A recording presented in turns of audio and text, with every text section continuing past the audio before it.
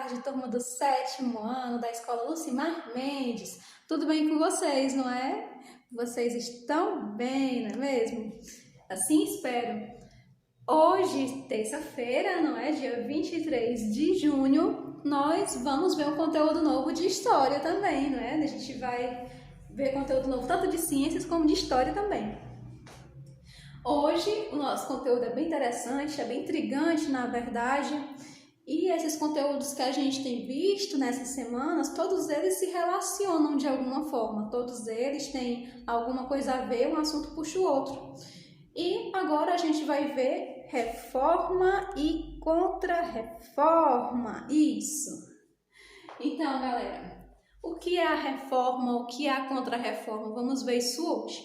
Mas esse conteúdo ele tem tanta riqueza de detalhes que a gente decidiu que vamos fazer não só numa semana, ok? Essa semana a gente vai ver esse vídeo e na próxima semana a gente vai ver uma continuação. Na próxima terça-feira, ok? Então vamos introduzir esse conteúdo. Primeiro vamos pensar numa coisa. Quando a gente vai, essa contra-reforma, não é? Essa reforma, contra-reforma, com relação à Igreja Católica. Então, vamos pensar. Quando a Igreja Católica surgiu, vocês imaginam que ela já surgiu dessa forma, tão vinculada com a nobreza, tão presente no Estado? Não é? Quando a Igreja Católica surgiu, quando o catolicismo surgiu, né, muitos anos, ele não tinha todo esse vínculo com o Estado, não tinha todo esse vínculo com a nobreza, com as riquezas, na verdade, não tinha toda essa agregação no Estado, na política, ok? Mas, com o passar do tempo, a gente sabe que tanto a igreja influenciava como o Estado também.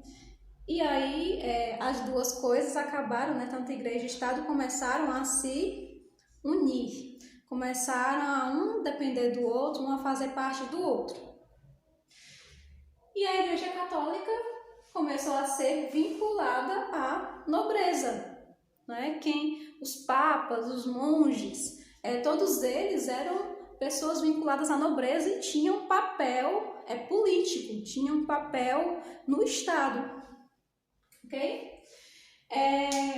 Mas o que a gente vai ver hoje propriamente é justamente essa quebra de hegemonia da igreja, porque até então, não é, a gente tem a igreja poderosa, rica, a gente tem uma igreja rica e uma igreja que tem uma hegemonia muito forte, ou seja, ela tem uma pessoa que está no topo da hierarquia, tem outras pessoas que desenvolvem seus papéis, que têm sua importância. Só que essa hegemonia, essa supremacia da Igreja Católica foi quebrada, e não foi só uma vez. Vamos ver aqui a Cisma do Oriente. Galera, a Cisma do Oriente, que aconteceu em 1054, no ano 1054, foi a primeira quebra de hegemonia da Igreja Católica, ok? Primeira quebra de hegemonia. Ou seja, o que antes era apenas Igreja Católica Apostólica Romana, passou a ser também Igreja Ortodoxa, ok? Ou seja, a parte ortodoxa começou a surgir nesse momento, na Cisma do Oriente. Ou seja, não existia mais apenas, repetindo mais uma vez, não mais existia apenas Igreja Católica Apostólica Romana. A partir daí o cristianismo também se dividia em outra parte, que é a parte ortodoxa, ok? Então, essa foi a primeira quebra de hegemonia. Mas vamos voltar para esse vínculo da igreja com o Estado, porque essa união resultou em muitos problemas, não é? Aqui nós temos dois pontos. Um ponto está dizendo o poder do rei, e no outro está dizendo o poder do Papa, não é? Primeiro o Papa, na verdade, e depois o poder do rei. Galera, o poder do Papa, certo? O que o Papa dizia valia para o mundo inteiro. O poder do Papa era um poder universal. Universal. Valia para qualquer indivíduo. Ok? Então era um poder muito grande que o Papa tinha nas mãos. Enquanto o poder do rei era um poder territorial. Repetindo, poder do Papa, universal. Poder do rei, territorial. Então, é a partir desse acontecimento, dessa ideia, desse caminho, o próprio Estado começou a ver as desvantagens de ter a igreja no seu meio, né? Então, é uma desvantagem, porque dessa forma a igreja também interferia na economia, no comércio, e isso não é interessante para o Estado, ok? Então, a partir dessa convivência, muitos problemas foram surgindo. Nesse ponto, a gente tem o seguinte: peste negra e a burguesia. A peste negra e a burguesia têm alguma coisa a ver? Não necessariamente, certo? Não tem quase nada a ver. Mas por que eles estão juntos no mesmo tópico? Porque essas duas coisas, galera, contribuiu bastante para o enfraquecimento da Igreja Católica. A peste negra, por quê? Porque quando a peste negra surgiu, que foi uma pandemia, não é? Que foi uma coisa assim que devastou muitos povos, muitas pessoas morreram por conta da peste negra. Isso desafiou a igreja, não é?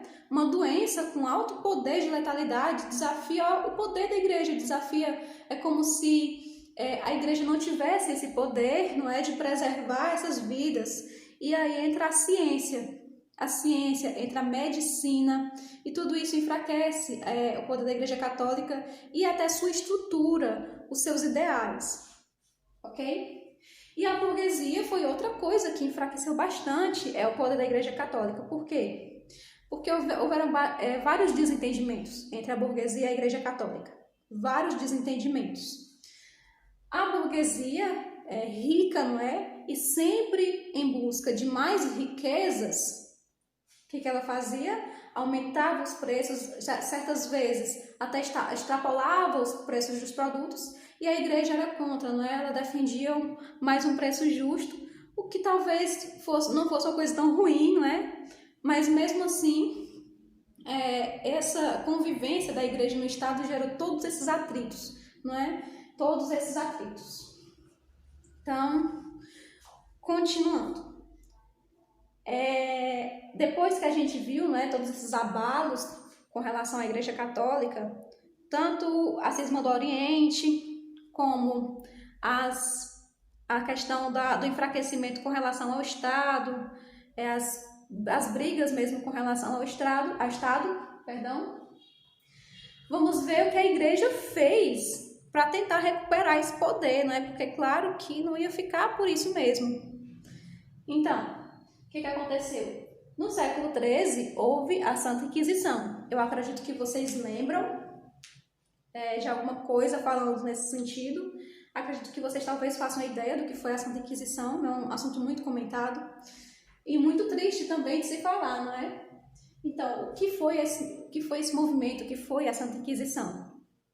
A Santa Inquisição foi um processo da Igreja Católica destinado a combater heresias.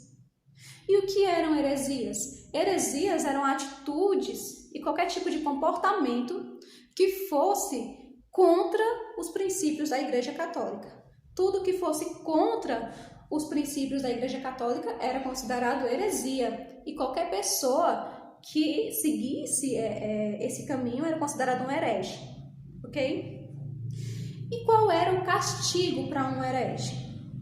Galera, não existe nem lista eu não tenho nem como trazer uma lista para vocês para mostrar o tanto de punições que a igreja dava para uma pessoa que era considerada herege. Porque eram muitas coisas, muitas punições. Fogueira, diversos tipos de tortura. Inclusive, existem historiadores que são especializados em estudar apenas essa parte da história, a questão da Santa Inquisição, não é? Então, muito triste, na verdade, porque é desumano, mas foi a realidade dessa época. E as indulgências. O que eram as indulgências? A igreja começou a vender algumas coisas em troca do perdão, não é? Então, que coisas eram essas? Óleos das oliveiras, onde Jesus orou, essas coisas, certo? Terra da tumba que Jesus foi foi sepultado, essas coisas. No livro tem vários outros exemplos. Então, eles vendiam essas coisas para as pessoas, ganhavam dinheiro com essas vendas. Também a venda do perdão, né? A venda do perdão de Deus. Você precisava pagar para obter o perdão dos seus pecados. Ok? Então, continuando, vamos falar sobre essas 3 pessoas. John Wycliffe, John Huss e Martinho Lutero. Bom, nós vamos falar mais aprofundadamente dessas 3 pessoas na próxima aula, na próxima semana. E essas 3 pessoas foram 3 pessoas, de muitas na verdade, que também quiseram quebrar mais uma vez a hegemonia da Igreja Católica. Ou seja, hoje eu acho que vocês acreditam, né? Acho que vocês saibam, conheçam essa palavra que é o protestantismo. Eles foram precursores do protestantismo.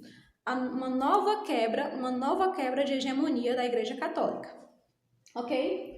O que eles defendiam? Só para a gente introduzir, quando a gente for ver na próxima vez, a gente já está bem norteado. Eles defendiam que nenhum indivíduo deveria pagar pelo perdão dos seus pecados, se Jesus Cristo já tinha morrido, né, por eles. Então, não tinha essa necessidade de pagar pelo perdão dos pecados. Eles também defendiam muitas outras coisas que a gente vai ver na próxima aula. Muitas outras coisas mesmo. Eles defendiam as missas serem feitas com a língua do país, porque naquela época as missas eram feitas somente em latim. Então as pessoas iam para a missa, mas ninguém entendia nada. Nada mesmo. Então eles defendiam isso.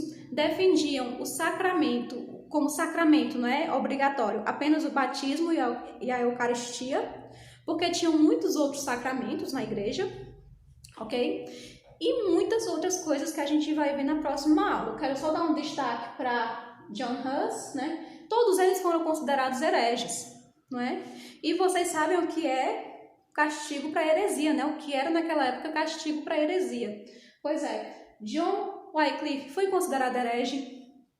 John Huss, ele foi queimado na fogueira, galera. Ok? Por conta de heresia mesmo, por conta de ter sido considerado um herege. Então ele foi queimado na fogueira. E Martinho Lutero acabou se transformando no mais famoso deles. Martinho Lutero foi um monge alemão e a gente vai ver muito, principalmente sobre ele, na próxima aula. Ok, galera? Então, eu espero que vocês tenham compreendido. Eu adoraria receitar, né? Na verdade não receitar, indicar, desculpem, acabei usando o verbo errado. Eu adoraria indicar filmes para vocês com relação a esse conteúdo, né? Principalmente com relação à Santa Inquisição, mas até hoje eu ainda não encontrei um filme que caiba na classificação indicativa de vocês. Por que será que esses filmes têm a classificação indicativa tão alta? Não é? 18 anos, 16 anos? Justamente porque tem muita crueldade nessa época, não é? Então, eu me comprometo a continuar procurando filmes que caibam na classificação indicativa de vocês, para indicar que vocês assistam. E é isso aí, eu vejo vocês na próxima aula. Beijos e até a próxima. Tchau, tchau!